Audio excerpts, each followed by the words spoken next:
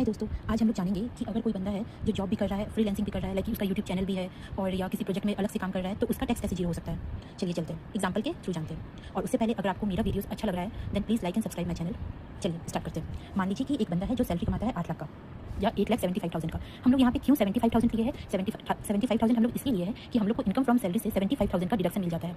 चलिए, और फ्रीलांसिंग में वो 8 लाख कमाता है, लेकिन ये जो फ्रीलांसिंग करता है या जो भी यूट्यूबर है या फ्रीलांसर है वो प्रिजम्पटिव टैक्सेशन स्कीम अप्लाई करता है। क्यों करता है presumptive taxation scheme apply? Presumptive taxation scheme में एक बेनिफिट होता है कि वो लोग को बुक कीपिंग करने की जरूरत नहीं होता है, लाइक कितना इनकम हुआ, कितना एक्सपेंस हुआ, वो सारा वही खाता लिखना नहीं पड़ता है। इसलिए बहुत सारे लोग जो होते हैं वो प्रिजम्पटिव टैक्सेशन स्कीम अप्लाई करते हैं।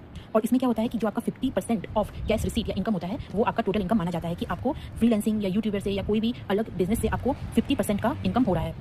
फॉर एग्जाम्पल कि आपका 8 लाख का इनकम हो रहा है फ्रीलांसिंग से, तो आपका माना जाएगा कि 8 लाख में 50% कितना हो गया? 4 लाख आपका प्रॉफिट है या इनकम है। तो आपका जो टैक्स लगेगा वो 4 लाख पे लगेगा, ठीक है। और सैलरी से जो भी है वो आपका कितना है? 8 लाख। सैलरी से 8 लाख का आपका इनकम हुआ तो सैलरी पे टैक्स कितना? 8 लाख पे ही लगेगा। अब टोटल आपका कितना हो गया? आप फ्रीलांसिंग से जो आपका प्रॉफिट हुआ वो 4 लाख हुआ, सैलरी से जो आपका हुआ वो 8 लाख हुआ, तो टोटल आपका हो गया 12 लाख। और मैंने पिछले वीडियो में क्या बताया था आपको कि अगर न्यू टैक्स डिजाइन में 12 लाख तक प्रॉफिट या टोटल इनकम होता है तो उसमें जीरो टैक्स लगता है। और कैसे लगता है वो आप मेरे पिछले वीडियो में जाके देखेंगे, शॉर्ट्स में जाके देखेंगे तो आपको पता चल जाएगा। फिर भी मैं एक समरी आपको दे देती हूँ कि 12 लाख का कैसे 12 लाख के इनकम में जीरो टैक्स क्यों लगता है। क्योंकि जो न्यू टैक्स डिजाइन है उसमें रिबेट अंडर 87A में आपको 60,000 का रिबेट मिलता है।